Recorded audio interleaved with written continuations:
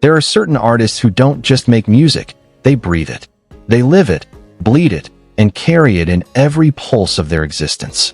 And every so often, one of those artists comes along who doesn't just change the sound of music, but its soul. For an entire generation, that artist was Michael Eugene Archer. The world knew him as D'Angelo, but those who truly listened knew him as something deeper, a vessel of truth. His story is one of divine talent, crushing pressure, and resurrection through art. It's the story of a man who gave his soul to music, lost himself in the noise, and found his way back through the silence. Michael Eugene Archer was born on February 11, 1974, in Richmond, Virginia, a city with deep roots, where faith and rhythm flowed through the streets like parallel rivers. His parents raised him in the church, and from the beginning, that spiritual foundation shaped him. His father was a Pentecostal minister, his mother, a woman of quiet strength. Their home was filled with prayer, community, and song. By the time Michael could reach the piano keys, he was already hearing the world differently. Hearing not just melody, but emotion. He'd sit for hours, playing gospel chords that made the air feel sacred. Even then, there was something about him, a quiet intensity, a depth that didn't need to speak loudly to be felt. That church upbringing was his first stage, and in many ways, it became the framework for his entire artistic journey. The power of spirit, the connection of music to the divine, the belief that sound could heal, those ideas never left him. But outside the walls of the church, Michael began discovering new sounds: Stevie Wonder's brilliance, Prince's daring, Marvin Gaye's vulnerability, Curtis Mayfield's consciousness. He didn't just want to play music. He wanted to understand it, to become it. As a teenager, he was already composing, crafting songs with a level of soul and sophistication that felt decades beyond his age. He was quiet, observant, often lost in thought, a young man trying to make sense of the world through harmony. He had no interest in fame, no hunger for celebrity. What drove him was the search for purity, that sacred place where sound meets spirit. That search led him to New York City in the early 1990s, a time when R&B was evolving fast. The air was thick with energy, with hip-hop rhythms, with change. He adopted the name D'Angelo, an extension of himself, but also a shield. It was his way of separating the man from the myth he was about to create. When he signed with EMI and began working on his debut album, few could have predicted that he was about to redefine modern soul. In 1995, Brown Sugar was released, and everything changed. The album arrived like a heartbeat that the world didn't know it had been missing.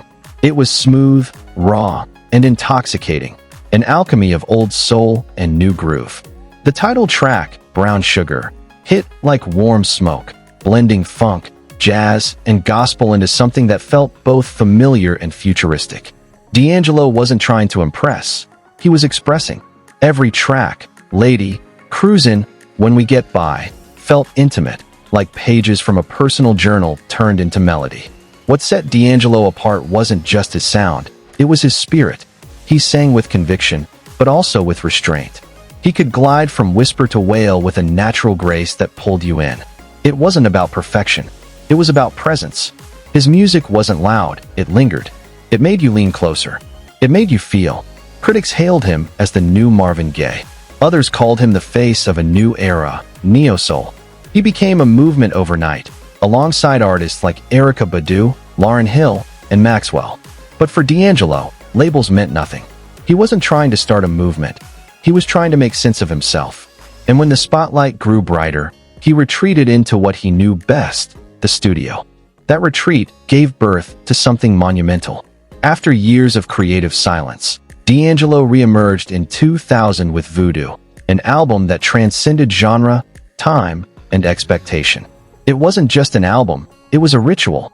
Recorded with the Soulquarians, featuring Questlove, Q-Tip, and Raphael Sadiq, Voodoo was a live, breathing organism. It felt human, imperfect, raw, unpredictable. It pulsed with soul.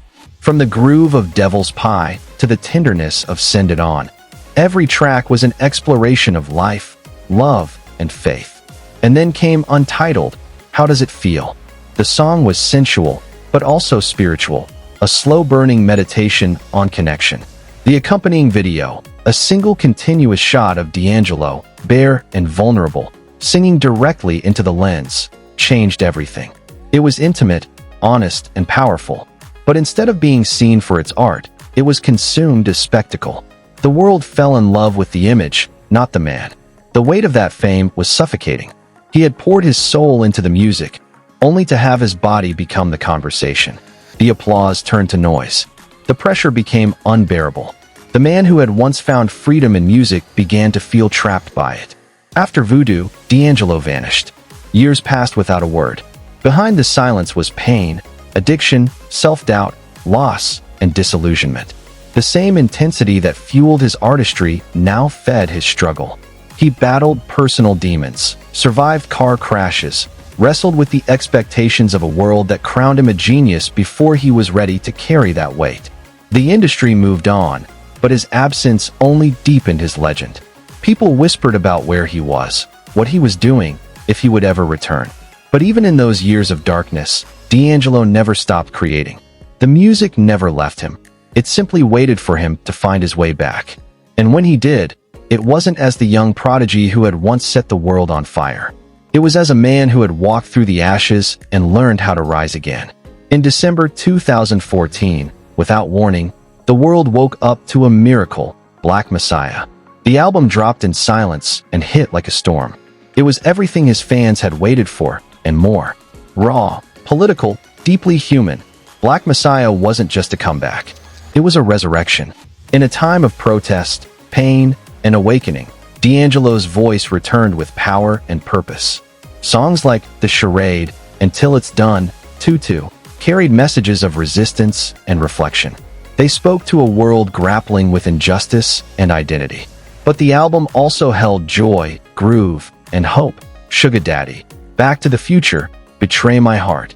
It was the sound of an artist who had been broken, rebuilt, and reborn.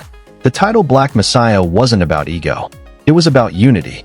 In his words, Black Messiah is not one man. It's a feeling that we are all capable of being the Messiah, that we can all rise. It was both a confession and a call to action. Through his music, D'Angelo was no longer just expressing himself. He was empowering others. Critics called it one of the greatest comebacks in music history. Fans called it healing. But for D'Angelo, it was simply truth. The truth that art doesn't always follow a schedule. That sometimes you have to fall apart before you can create something whole again.